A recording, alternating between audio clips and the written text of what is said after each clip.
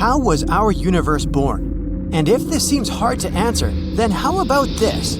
What was before our universe? While scientists are looking for the answer to the most difficult question in history, let's find out what they've come up with so far. In the 20th century, we've shed the light on this mystery, all thanks to this man, Edwin Hubble. One day on Mount Wilson in Southern California, he aimed his telescope at the sky and found out that these random clouds of gas flying everywhere are actually other galaxies, and there are a lot of them. And also, he learned something else, something that changed the world forever. They're moving. So what, you may ask? Well, it meant one very important thing. The universe is expanding. And if it's expanding, then it probably had a beginning somewhere, right? Now, all we have to do is run time backwards and see where the beginning was. It took the scientists many more years to come up with a full-fledged theory, the Big Bang Theory. And here it is. Nothing has ever been anywhere because neither when nor where existed. Do you get it? But actually, no. There was one thing. It was the so-called cosmic singularity, a state of our universe in which it was incredibly small, dense, and very hot. Imagine if our universe was compressed into a small ball. The pressure and temperature inside would be enormous. At some point, it became impossible to withstand them. And here comes the Big Bang. It was an outburst of energy and matter that created everything we see now. Time and space, basic physical forces. It also scattered quarks everywhere. These quarks, tiny particles that make up our world, were all boiling in an incredibly hot cosmic broth. When it cooled down, gravity began to attract them to each other. They gathered into atoms, then molecules, and then into the first objects into the world, stars. And all this happened just some 12 to 14 billion years ago. Alright, now we know how our universe was created, but what was before that? Alan Harvey Guth, an American theoretical physicist and cosmologist, has devoted his whole life to solving this mystery. After learning about the Big Bang Theory, Guth found some flaws in it. For example, the distribution of matter was very even, although it shouldn't have been. Let's hang a balloon filled with paint to the ceiling and lay a white canvas on the floor. If we drop the balloon down, it will burst and we'll see absolute chaos on the canvas. A bunch of spots scattered everywhere randomly. Neither is like the other. But that's not really what the universe looked like. Instead of throwing a colored ball from the ceiling, let's draw a small red dot on the canvas. Now, let's expand it a little more, and capture this all on frame-by-frame shooting. We'll see a circle gradually growing in all directions. That's the reality. The early universe was very even and proportional. That was Guth's discovery, the theory of inflation. Here's what it says. Even before the Big Bang, there was some kind of force that could give the bang a strong acceleration, something that was able to distribute everything in space instantly and evenly. Guth's theory was a success, and now most scientists rely on it. Have you ever heard about the Big Bang? I bet you have. So the history of the universe and its evolution is widely known as the Big Bang model. It claims that our universe began as an insanely hot and dense speck about 13.7 billion years ago. But how did it go all the way from a tiny point to the ginormous world we see and don't see today? We're about to figure that out. Despite its name, the Big Bang wasn't a powerful space explosion. It was the appearance of space everywhere in the universe at once. And the universe itself was born as a very dense single spot in space. No one knows for sure what was before this moment, but scientists are working on figuring it out. Their main assistant is the cosmic microwave background, which still contains the afterglow of the radiation and light left after the Big Bang. Eventually, it may help scientists piece together some clues about the early universe. Just like any kid, when the universe was very young, about 100th of a billionth of a trillionth of a trillionth of a second, it experienced an unbelievable growth spurt. Known as inflation, this burst allowed the universe to double in size at least 90 times. As the universe was expanding, it was also getting cooler and less dense. After the insane growth burst, it kept growing, but at a much slower rate. Very soon, the universe cooled down enough for matter to start forming. Everything happened so fast at that time. Light chemical elements appeared within the first 3 minutes after the formation of the universe. Protons and neutrons began to collide, producing deuterium, an isotope of hydrogen. A lot of this deuterium combined and created helium. Then, the process is slowed down significantly, but still for the first 380,000 years after the Big Bang, the intense heat from the creation of the universe made it too hot even for light to shine. The conditions in this early universe were hellish. Atoms collided with such force that they broke into an opaque plasma of electrons, protons, and neutrons. This dense veil scattered light like fog. But 380,000 years after the Big Bang, the matter eventually cooled down enough for electrons to connect with nuclei and form neutral atoms. This absorption of free electrons finally made the universe transparent. By the way, the light unleashed at that time can still be detected today in the form of radiation. A period of darkness followed this era called the Era of Recombination. And then, stars and other bright objects started to form. It happened about 400 million years after the Big Bang. This next period got the name reionization. Some time ago, scientists thought that it had lasted more than 500 million years, but new evidence hints that it might have occurred more rapidly than we thought. During this period, clumps of gas collided and created the first galaxies and stars. These events emitted ultraviolet light, which got rid of most of the surrounding neutral hydrogen gas. That's why we call those times the period of reionization. This process led to the universe becoming transparent to ultraviolet light for the first time. At the moment, astronomers are combing the universe in search of the farthest and oldest galaxies. Such a discovery can help us understand the properties of the early universe. It's like working backwards to piece together the events that happened before. That's what researchers are doing now by studying the cosmic microwave background. Our solar system was born around 9 billion years after the Big Bang, which makes it around 4.6 billion years old. As far as we know, our Sun, orbiting approximately 25,000 light-years from the galactic center, is one of more than 100 billion stars in our home Milky Way galaxy. The most popular idea is that the Sun, as well as the rest of our solar system, was once formed from a huge rotating cloud of space dust and gas known as a nebula. At one point, gravity caused this nebula to collapse. It started spinning faster and, eventually, flattened into a disk. Most of the material that made up the nebula got pulled towards the center of this formation, and that's how the Sun was born. At one point, scientists started thinking that there might be more mass in the universe than what we see. After some research, the concept of dark matter appeared. One theory stated that this mysterious stuff could be formed by some exotic particles. They don't interact with regular matter or light. That's why it's so difficult to detect them. Already in the 1920s, astronomers made an astounding discovery. Apparently, the universe isn't static. It's constantly expanding. Interestingly, when decades later, in 1998, the Hubble Space Telescope studied distant supernova, it became obvious that in the past, the universe was expanding more slowly than today.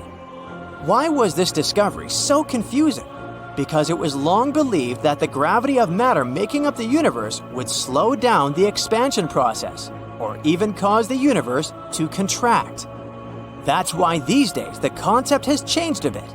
Everything on Earth and everything people have managed to see in space with the help of telescopes and other instruments is normal matter. It's made up of atoms and molecules and adds up to less than 5% of the universe.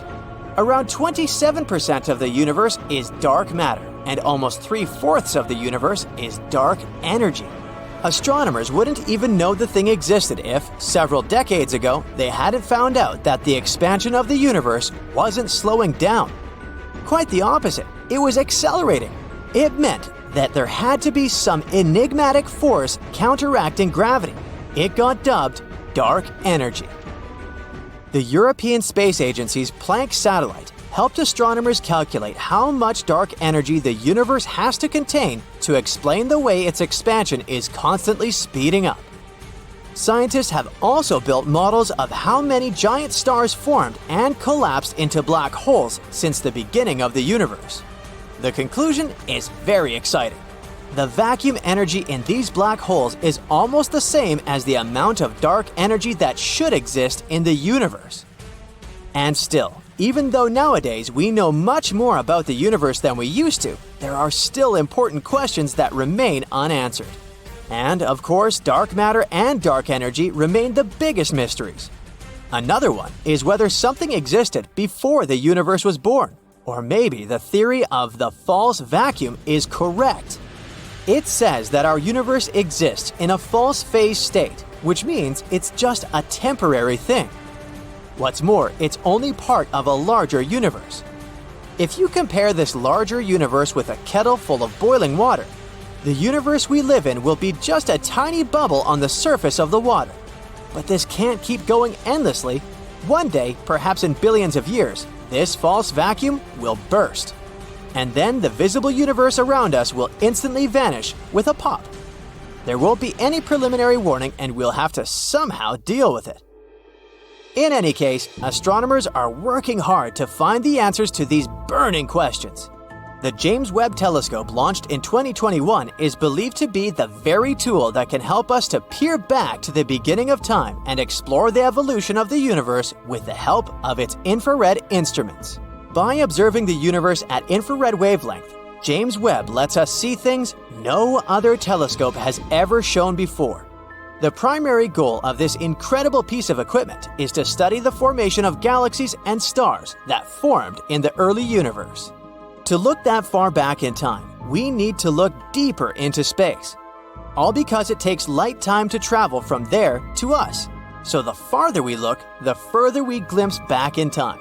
To find the first galaxies, James Webb is going to make an ultra-deep near-infrared survey of the universe. In 1991, a cosmologist from Stanford University named Andre Linde had submitted an article with the main idea that there was a possibility the universe had been created in a laboratory. His theory said there was a chance an advanced civilization somewhere out there had created our universe.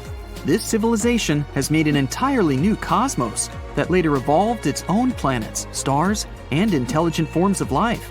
30 years later, many scientists take this theory pretty seriously.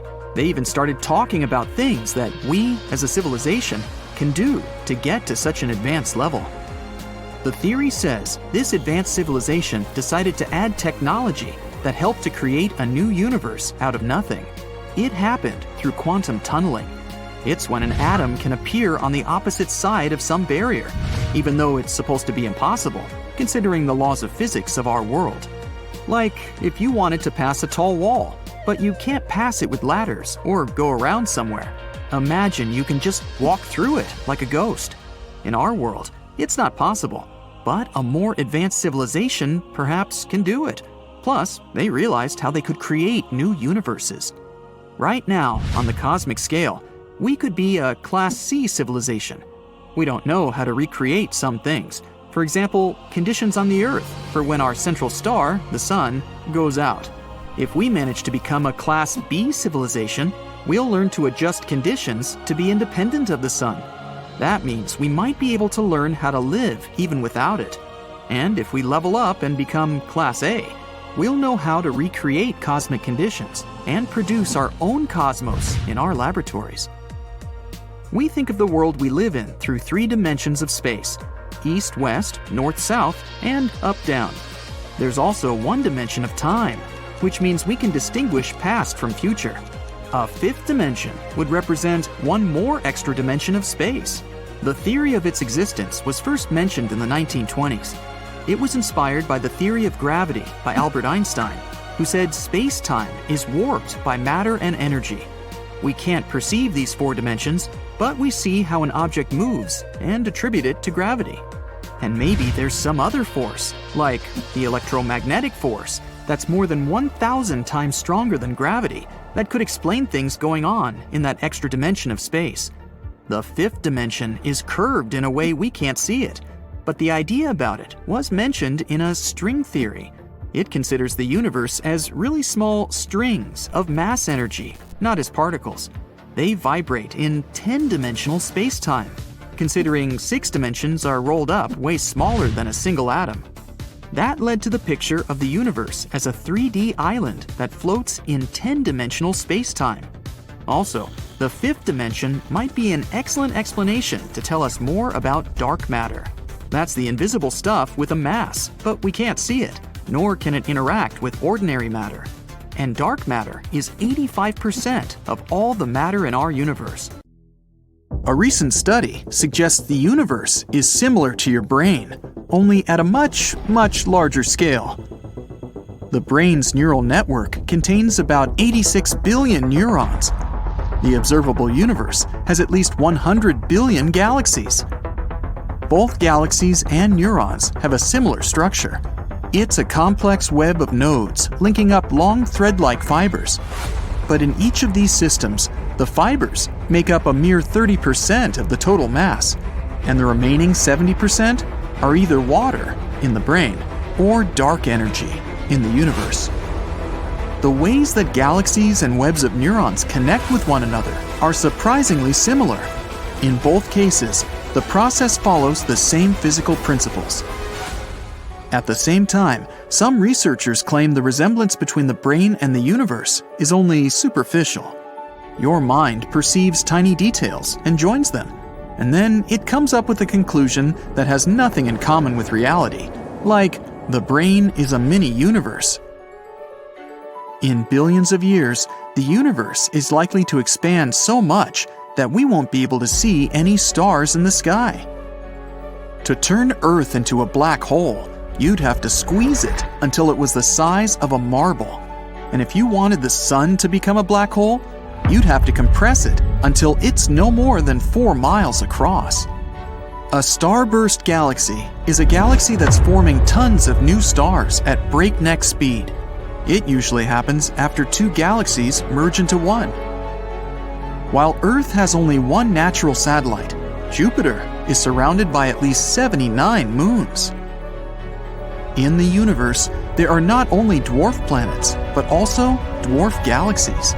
They have from 1,000 to a few billion stars. For comparison, the Milky Way galaxy is made up of 250 to 400 billion stars. A supermassive black hole 250 million light-years away from Earth hums the deepest sound ever detected from any object in the universe. It's 1 quadrillion, which is 1 with 15 zeros, times deeper than what the human ear can hear. Planet Kelt 9b is 670 light-years away from Earth. It's an ultra-hot Jupiter. Those are giant, scorching hot planets with a mass similar to that of Jupiter. On Kelt 9b, the heat is so great on the day side of the planet, it tears molecules apart. Any liquid floating in outer space forms itself into a sphere. It also happens in low Earth orbit. Our home Milky Way galaxy is more than 105,000 light-years across. All the planets of the solar system would fit between Earth and the Moon with some space to spare. Black holes spaghettify things. It happens when something gets past the point of no return. Then the black hole's gravitational pull starts to stretch this object in one direction and squeeze in another. The first celestial body that astronomers identified as a spiral was the Whirlpool Galaxy. Its long arms are made of gas and stars, and everything is sprinkled with fine space dust. When you're on Earth, you can only see 5% of the universe. A star coming too close to a black hole can be torn apart by its gravitational force. WASP 12b is a giant planet 1,400 light-years away from Earth. It's made up mostly of gas. Unfortunately, the planet is doomed. It orbits too close to its parent star. In about 10 million years, WASP 12b will be swallowed by its greedy sun. Our Milky Way galaxy and the Andromeda galaxy, its closest neighbor, are going to meet in a bit less than 4 billion years. When they collide, they'll form one huge elliptical galaxy. One of Saturn's smaller moons, Enceladus, reflects almost 90% of the sun's light. It makes the moon one of the brightest objects in the solar system. But since it reflects sunlight instead of absorbing it, the temperatures on Enceladus's icy surface drop to -330 degrees Fahrenheit. The highest mountain in the solar system is Olympus Mons on Mars. It's 3 times as high as Mount Everest. If you were standing on top of Olympus Mons, its slopes would be hidden by the planet's curvature. In our solar system, Mercury and Venus are the only 2 planets without moons. Scientists who are planning to send droids to Mars want to load the machines with lots of heavy equipment. The droids will also be built from stronger materials, all because of the relatively low gravity on the red planet. Everything on Mars is almost 3 times lighter than on Earth. Pluto's largest moon is half the size of the dwarf planet itself. This makes Charon, that's the moon's name, the largest known satellite relative to its parent size. Now, we all know that all planets are round. There are no square ones so far, and that's because of gravity. Well, roundish at least, as not all of the planets have perfect proportions. But did you ever wonder about the shape of the universe itself? Is it also round because of the same forces? Well, not really. Based on what information we have so far, the universe is actually flat? According to the principles of general relativity, space has the ability to curve.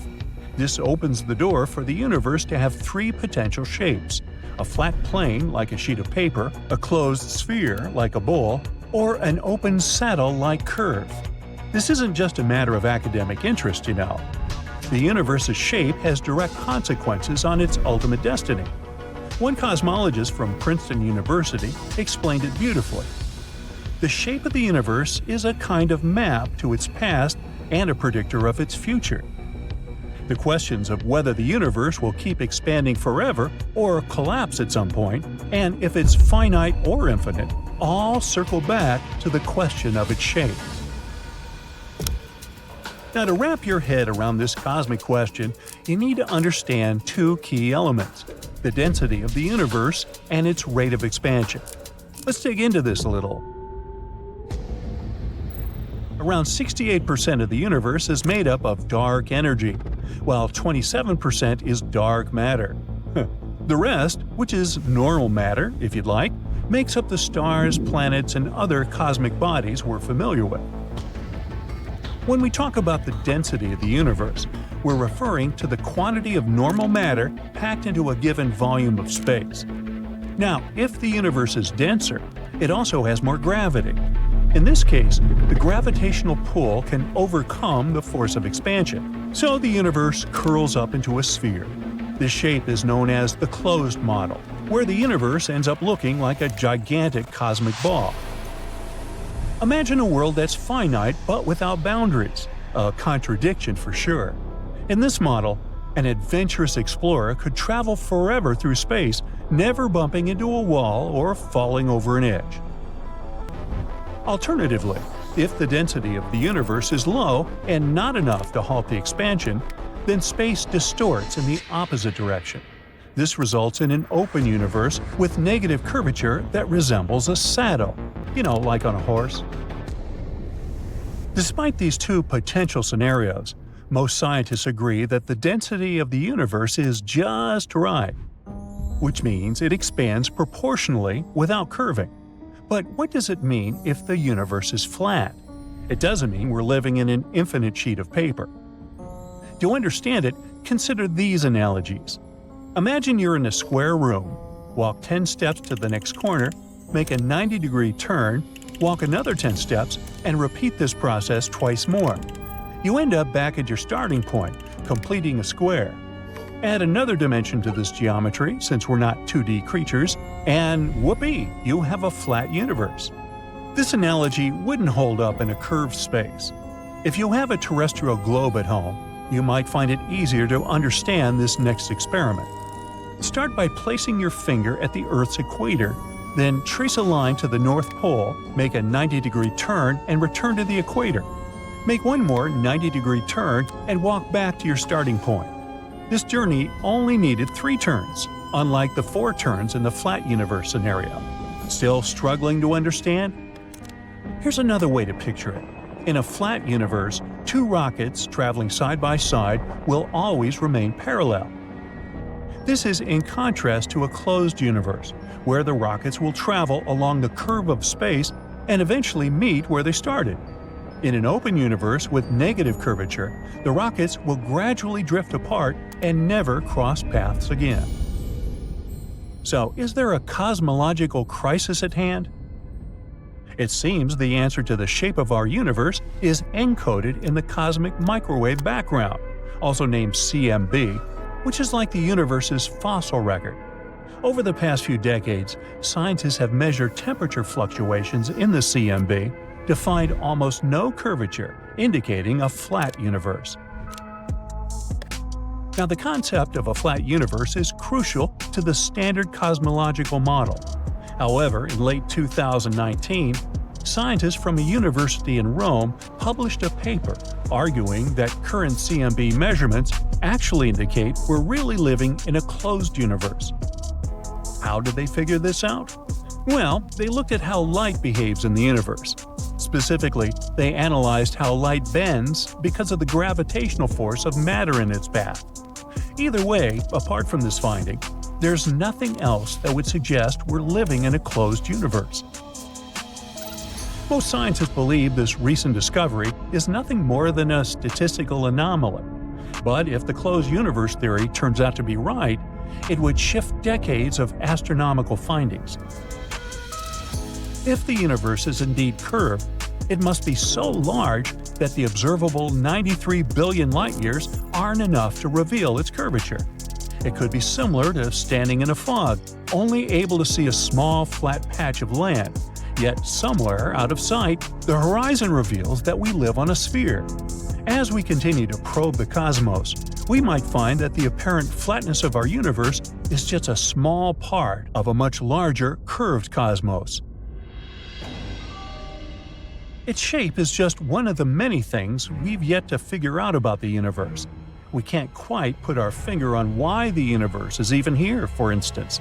We do have some theories, but scientists are yet to be sure. It could be that the universe is like a pop-up, materializing out of an unstable nowhere land. Imagine the emptiest emptiness you can think of, suddenly churning out matter and energy in equal and opposite amounts that tally up to zero. For most of us, it's hard to picture that process. If we follow this theory, who's to say there's only one universe? We might be just one of an enormous collection, a so-called multiverse. For now, we'll just have to wait for the next wave of cosmic measurements to refine our theories, and for scientists to come up with hypotheses that aren't just mathematically pretty, but actually testable. Also, how could we possibly know all the secrets of the universe if we don't completely understand our own biology yet? I mean, if we did, we could, theoretically, solve all of our health problems, right? We might even be able to play around with our DNA, like this molecular Lego, and give ourselves naturally purple hair or red fingernails. Well, time for a reality check, as we're still struggling with this one too. Here's a great example: our microbiome. Our bodies, home to 10 trillion human cells, are also an active city for 100 trillion microbial cells. That's a couple of pounds of bacteria and other microbes, which we absolutely can't do without. They've set up shop in our bellies, lungs, noses, and every other hidden nook and cranny. We're like luxurious cruise ships for these tiny microbial tourists, and we still don't fully understand the implications of this symbiotic relationship. There are still a lot of things we don't know about planet Earth either. We've only ever dipped our toes into Earth's crust, never venturing more than a few miles deep. Everything else is our best guess, from remote sensing and smart physics. Believe it or not, it took us an embarrassingly long time to accept that the Earth's crust is constantly shifting, like Jenga pieces. We only warmed up to plate tectonics in the mid-20th century. We're also still trying to figure out precisely how the planet's inner engine works, and how the swirling, conducting materials in the outer core create our protective magnetic field. Plus, with 4.5 billion years of geological chaos, we're sometimes better off studying meteorites or the surfaces of other celestial bodies for clues about our planet's history. Even our faithful companion, the Moon, is a bit of a mystery. Was it born from a colossal collision or some other event? We're still not sure. But hey, the fact that we still have a lot to learn is what makes life interesting, isn't it?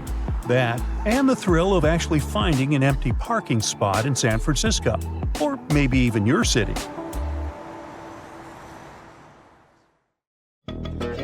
Empty space is not really empty. At least, that's what quantum field theory says. It's actually filled with tiny vibrations that can turn into virtual particles if they have enough energy. These virtual particles can produce packets of light with low energy called photons. Now, there's something every black hole has: an event horizon. It's a point of no return. That means once something crosses that point, it can never get away. Not even light. And there's an insanely strong gravitational force around the event horizon. Black holes survive by gobbling up gas and stars around them. In most cases, a black hole has a swirling disk of material that surrounds it, called an accretion disk. It glows brightly as all those things that come too close to an event horizon get heated up and torn apart before the black hole swallows them all. As material comes closer, it starts to travel and move faster and faster, going all around the black hole. This makes the accretion disk glow and, at the same time, outlines the shadow of the black hole, which is basically the very event horizon we're talking about. Black holes might even want to hide, but they do so awfully badly. According to Einstein's theory of general relativity, gravity bends and warps space and time. It means that the closer you come to this extremely powerful gravitational pull around the black hole, the more twisted space and time around it become. That's what Stephen Hawking was talking about nearly 50 years ago, and it doesn't stop there. He also suggested that if these particles find a way to escape a black hole, they steal some of its energy. And because of these thieves, the black hole loses its energy as time goes by until it, at one point, completely disappears. He suggested that black holes release energy in the form of thermal energy or heat, which is called Hawking radiation. And this radiation doesn't carry any information. It means that when a black hole evaporates, it destroys all information it had about the star that created the black hole. That way, we can't know what really happened. And it's kind of confusing because the laws of quantum mechanics say the information can't be destroyed. This conflict is something we call the Hawking information paradox. According to Hawking, all this information isn't really lost, but is stored in a cloud of all those zero-energy particles that surround the black hole. He called that soft hair. Now, there's this new study as a possible solution to this paradox. Maybe Hawking radiation is non-thermal. Instead of just releasing plain heat, it's possible the black hole sends out a message in the form of radiation. This message contains important information about the black hole's past, the stars that formed it, and other details we thought were lost forever. It's like a secret code that tells us all about the history of the black hole. The universe is three-dimensional. Okay. No, the universe is four-dimensional. 3 dimensions for space and 1 for time. Okay, duh. What are you talking about? The universe has 9 dimensions. Okay. Come on, guys. The universe is flat. Wait, what? However strange it may sound, all these statements are kinda true. How come? The theory of general relativity allows for the universe to take one of three forms. It can be flat, like a sheet of paper. It can be completely closed, like a sphere. Or it can be shaped like a horse's saddle. It's very important to figure out the shape of the universe. This way, we can learn about its past and future. It can answer crucial questions. Is the universe going to expand forever, or will it eventually collapse? Is it finite or infinite? Here, we need to consider two factors: the density of the universe and the rate of its expansion. Now, hear me out. About 68% of the universe is dark energy, 27% is dark matter, and the remainder is normal matter. That's what stars, planets, and our bodies are made of. And when we speak about the universe's density, we mean the amount of matter packed into a given volume of space. And the density of the universe is so great that its gravity is more powerful than the force of its expansion. Then the universe will curl into a sphere. This is what we call the closed model. The coolest thing about such a universe, even though it is finite, it has no bounds. However paradoxical it may sound, if you found yourself in this universe, you would travel its space forever without falling over an edge or hitting a wall. But if the density of the universe was low, it would be unable to stop its expansion. In this case, space will warp in the opposite direction, creating an open universe shaped like a saddle. But the most popular theory, and the most bizarre-sounding one, is that the universe is flat. It might be possible if its density is just right, and it expands in every direction without curving negatively or positively. Scientists claim that it's the most plausible scenario, by the way. So, if you're disappointed by our planet's roundness, the flat universe might come as some consolation. But what does a flat universe mean? I mean, our 3D world seems very real. Can it be just an illusion? Nah. The flatness of the universe isn't that two-dimensional flatness you might be imagining right now. To help you understand this concept better, I'll tell you this. In a flat universe, two rockets flying next to each other will always remain parallel. In a closed universe, their paths will diverge, and they will follow the curvature of space and eventually make a loop and meet where they started. And in an open universe, these rockets will separate and never come across each other again. Of course, it'll take a lot of time to prove that the universe is indeed flat. But so far, astronomers don't have even the slightest reason to doubt this theory. All the data they have is consistent with this flatness. For example, the imprints left on galaxies from sound waves that occurred right after the Big Bang also support this theory. In other words, right now, scientists agree that the universe we live in is like a three-dimensional sheet of paper. Good luck trying to imagine this. But if this idea is wrong and the universe is actually curved, it must be ginormous. Because those 93 billion light-years we can observe aren't a large enough portion to let us see even a tiny curvature. So, it might be wrong to say the universe is flat. It's probably better to announce that the little bit of the universe we see is flat.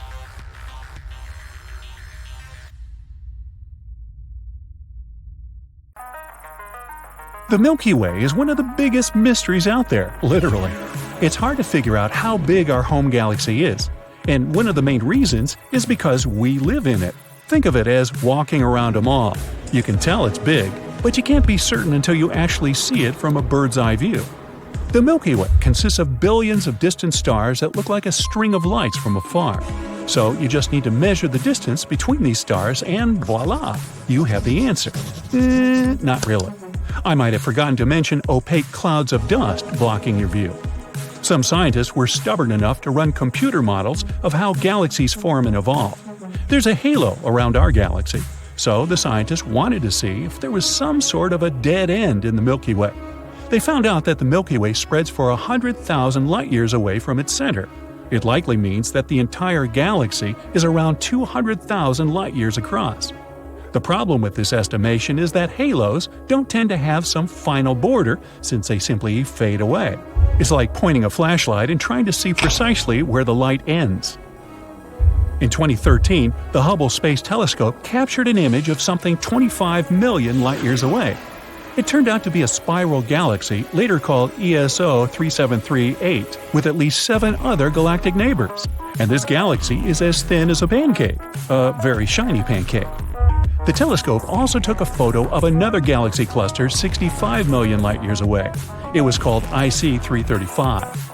It's another glorious glittering pancake floating in the vastness of space. The images the telescope took aren't the most accurate. It's hard to tell what exactly you're looking at. These disk galaxies have lots of dust clouds that can stretch for hundreds of light years across. They're mainly located near the centers of galaxies and are invisible in regular light, but they can be detected with the help of a blue filter.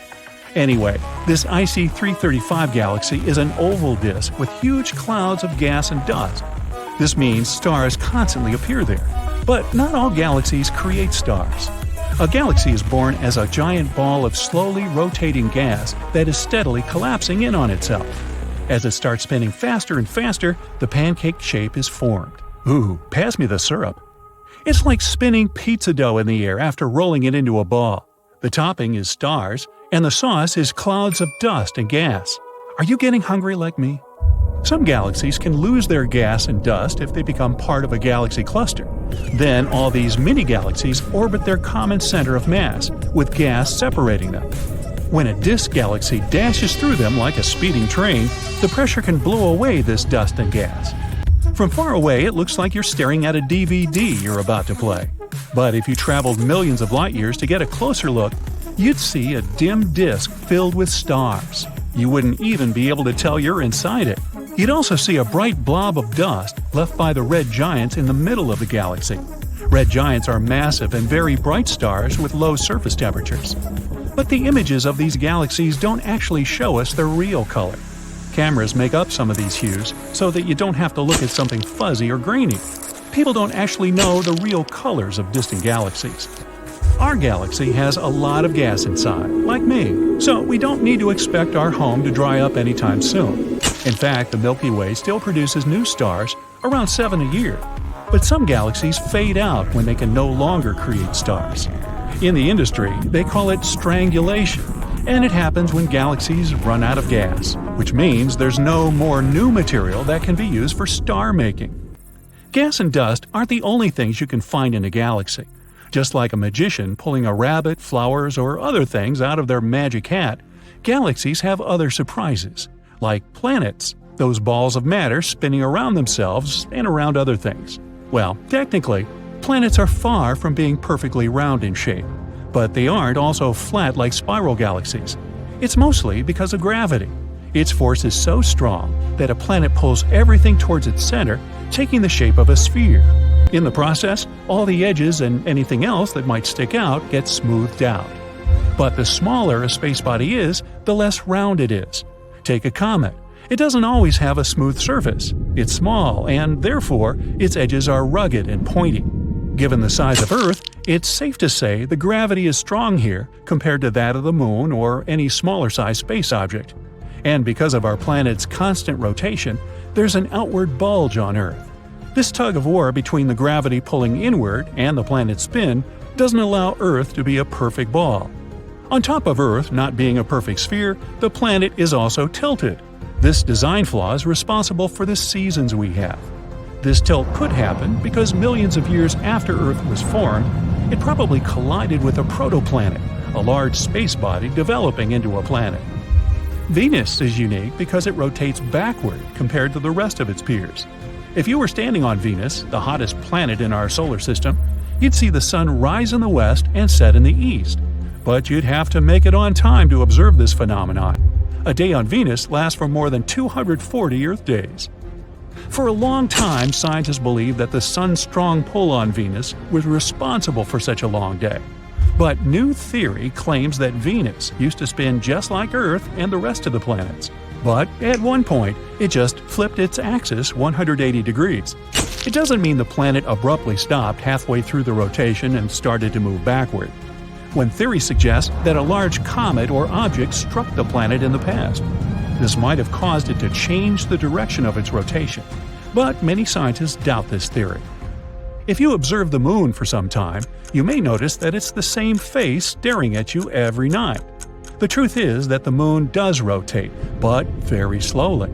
It takes our planet's natural satellite 27 Earth days to rotate around its axis.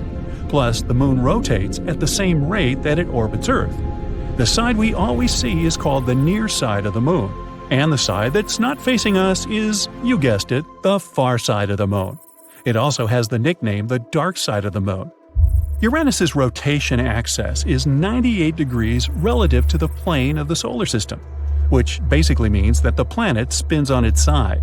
For a while, scientists believed that a large object firing through space knocked into Uranus, causing it to tilt. But here's one problem. Uranus's moons are covered in ice. A collision so powerful that it made the planet tilt would have resulted in disrupting the moon's movement and their position. But they seem relatively untouched, and all the ice covering them is still intact. But any major changes happening with Uranus would have generated enough energy to melt the ice. Another reason for Uranus's strange position might be its rings. Yup, Uranus has rings just like Saturn, except they're lighter and fainter. Saturn's rings are mostly billions of chunks of ice and rock floating in orbit. Some particles can be the size of a pebble, while others can reach the size of a house. Wow! Other particles are broken-up comets, asteroids, and moons torn apart by Saturn's gravity. If you observe the rings from afar, they look like colorful stripes made up of thousands of different streaks, but there are actually only 8 layers of rings. Uranus might have had rings that were just as glorious as Saturn's around 4.5 billion years ago. The balance between Saturn's gravity and its rings might be responsible for keeping the planet upright so that it doesn't tilt over. If Uranus had the same rings, they could prevent the planet from toppling over. The way to solve Uranus's tilting problem might be for the planet to get its rings back. They would help Uranus keep its balance.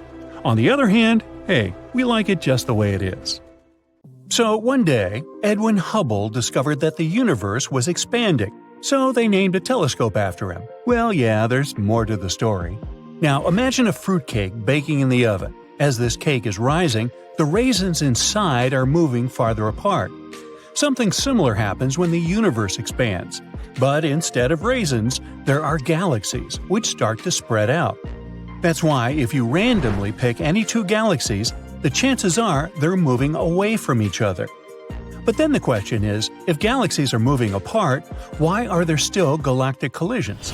You see, even while expanding, the universe still remains a playground for galaxies to interact with one another, and they mostly do it by using gravity. All galaxies out there attract other galaxies, and their mutual pull slows down the speed of them moving apart.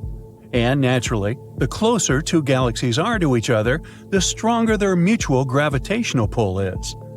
On a large scale, it doesn't seem to make any difference, since every galaxy experiences a similar pull in every direction.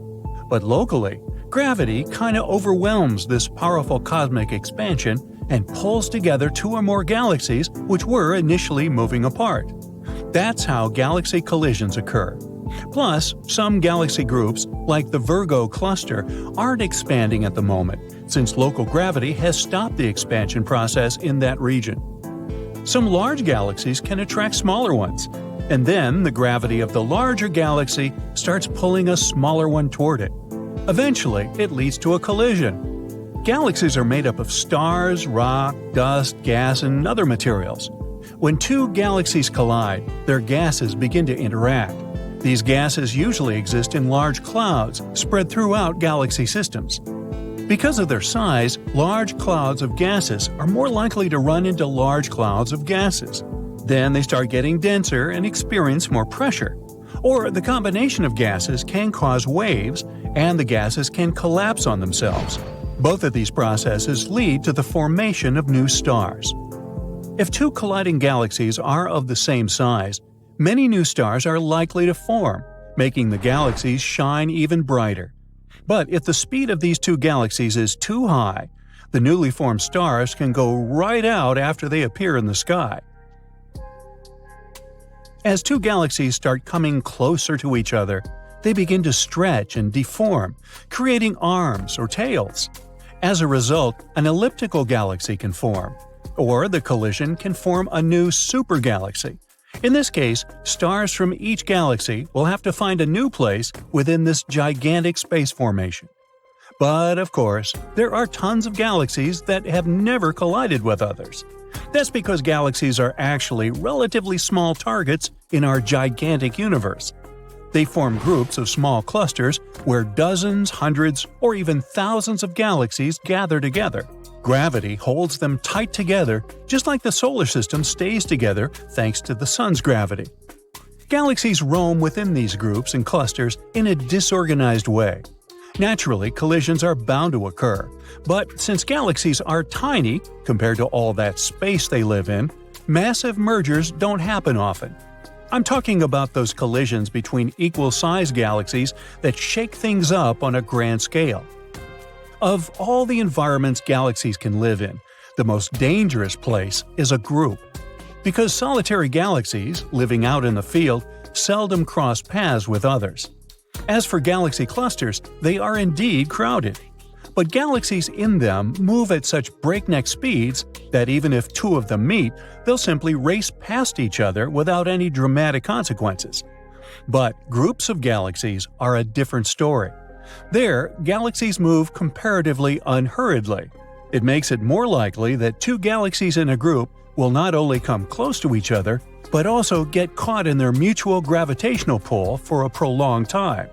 And what will happen if two galaxies come close enough to collide?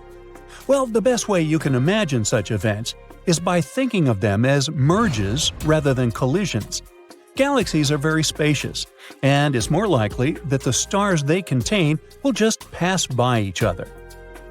Let's talk about a galactic collision that, according to astronomers, is going to happen in several billion years or so. And our home Milky Way galaxy is going to take part in this space event. But don't worry, we still have some time to brace for the impact. Interestingly, there might be not one, but two collisions. And the first one might happen around, 2 billion years from now, when the Milky Way will collide with the large Magellanic Cloud. This spiral of stars and dust is floating in space about 160,000 light-years away from our galaxy. And although right now this distance is totally safe and you have nothing to worry about, in approximately 2 billion years, the two celestial bodies are likely to collide. And what a view it's going to be! Imagine the Milky Way nearing the smaller galaxy.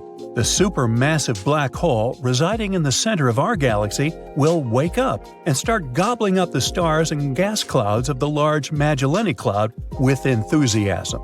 Thanks to this new food source, the hole will grow way bigger than it is now. It might even turn into a quasar, one of the brightest things you can find in the universe. Our newly awakened black hole will also be emitting long jets of super bright radiation. But people on Earth won't have anything to worry about. These jets won't reach our solar system, and even if powerful gravitational interactions triggered by the merger could probably fling us out into intergalactic space, the chances of this happening are slim. Like me winning the lottery. Stars are located too far away from one another, and even such a catastrophic galactic smash-up isn't likely to jostle our solar system. Now, if our black hole does turn into a quasar, it'll be an even more breathtaking view. The thing about these celestial bodies is that their light can be up to 10,000 times brighter than the light coming from the whole Milky Way galaxy. That's why Earth's night sky might change beyond recognition. The newly born quasar will get rid of some stars and send others flying billions of miles away from their orbits.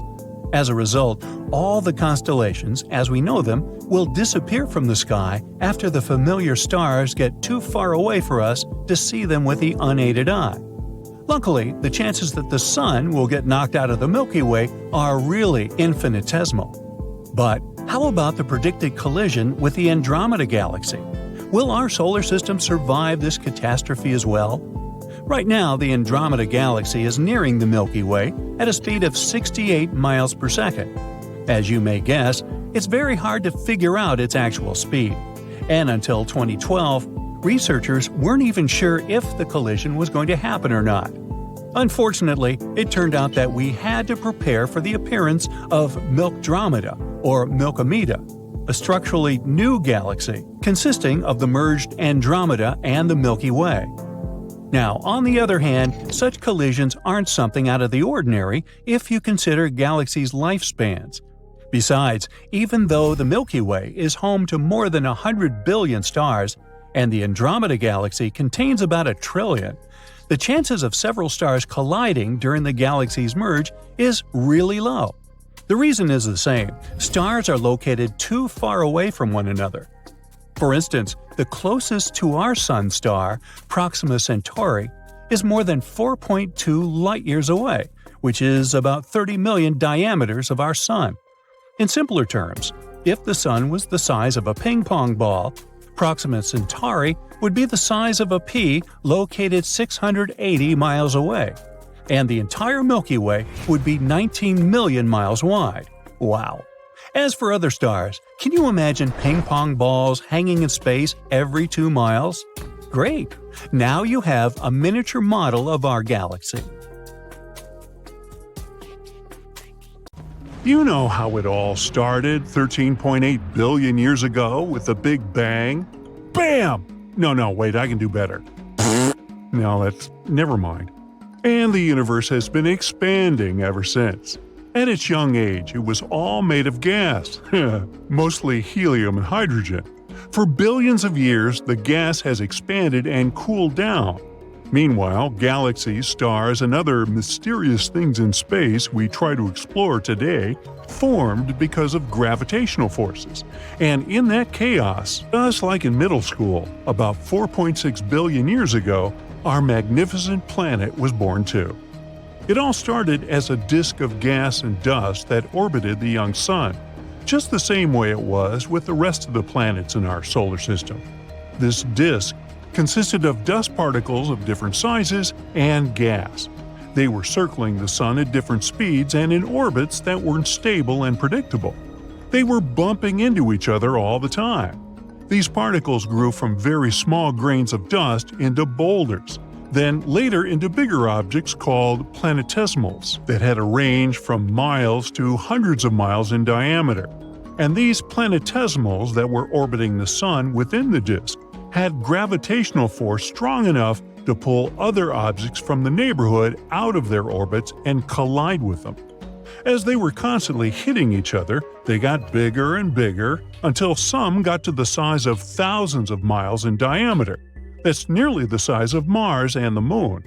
We know these things because of meteorites. They come from different places all over our solar system and bring all kinds of materials to our planet, giving us something cool to study and learn about our solar system and how it formed.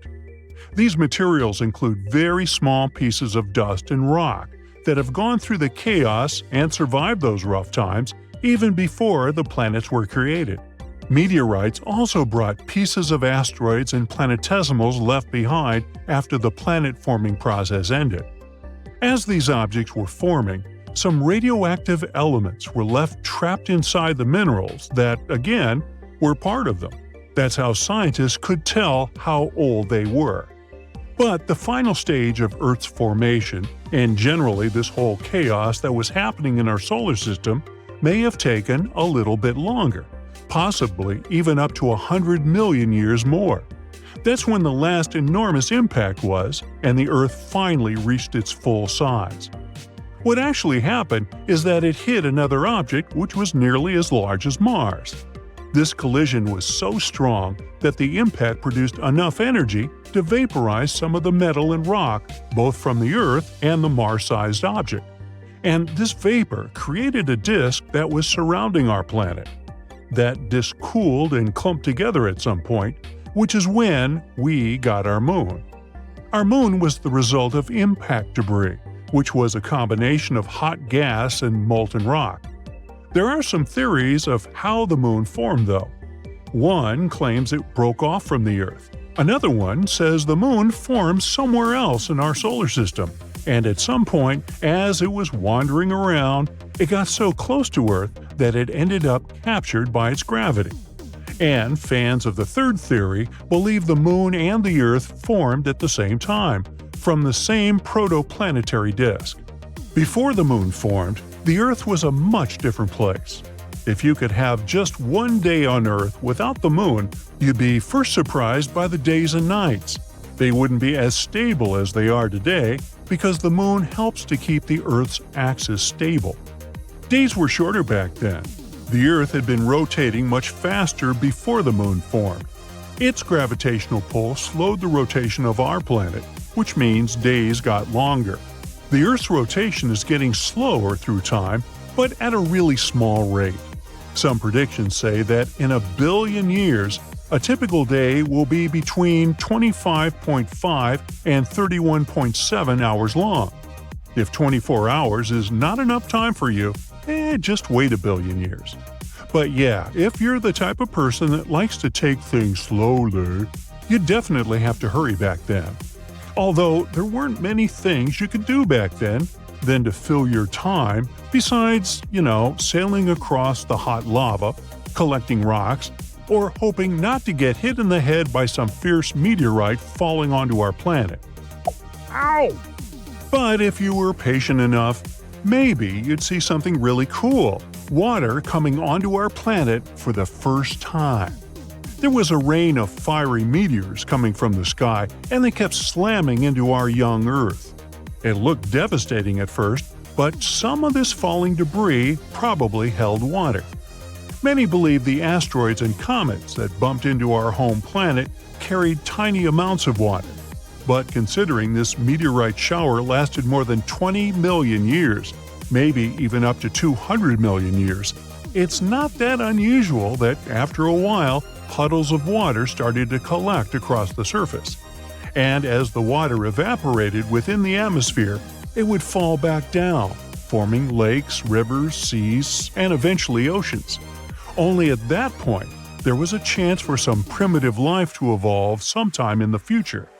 Earth started its transition from a hot ball of magma to the world we know today. Before that, it would be too hard for life to exist there. Even if it had happened somehow, all those meteor and asteroid collisions would have probably destroyed it. Also, you wouldn't be able to survive without an oxygen tank. The Earth did have an atmosphere, but it wasn't like the one we have today. Scientists believe it was composed of water vapor, methane, ammonia, and some other gases released from volcanic activity. Basically, it was too toxic, since there were volcanic eruptions all the time. And the temperatures were way higher, so just standing at these early stages of Earth wouldn't be such a pleasant experience. Also, there could even be some form of life at that time. In its early stages, when everything was so chaotic, it wasn't covered in oceans, trees, or stunning landscapes like today, but in molten magma. I mean, the earliest form of life we know about are fossils of microorganisms found in hydrothermal vents, and they're thought to be 1.4 billion years old. And scientists assume the earliest time for life to show on Earth could be 4.2 billion years ago, give or take. So, with the right equipment, you could even see some single-celled organisms like bacteria somewhere across our chaotic planet, even before the Moon was there. The Moon's gravitational pull on the Earth creates tides in the ocean, which means it probably helped mix and circulate ocean water, maybe even shape them. The tides without the Moon would be much smaller, because the gravitational pull is what causes the tides to rise and fall. The Moon also affects life in the ocean. Over time, animals in the ocean have changed and adapted to the changing water levels caused by the Moon's gravity. Even just the moonlight has a big effect on sea creatures. For example, corals use the Moon's cycle to release their eggs at the same time and with stronger tides to help carry the eggs. Baby sea turtles use the Moon's light shining on the water to guide them from their nests to the ocean. Who knows which directions life on the Earth would have taken if, at some point, billions of years ago, we didn't get our lunar buddy to follow us along the way.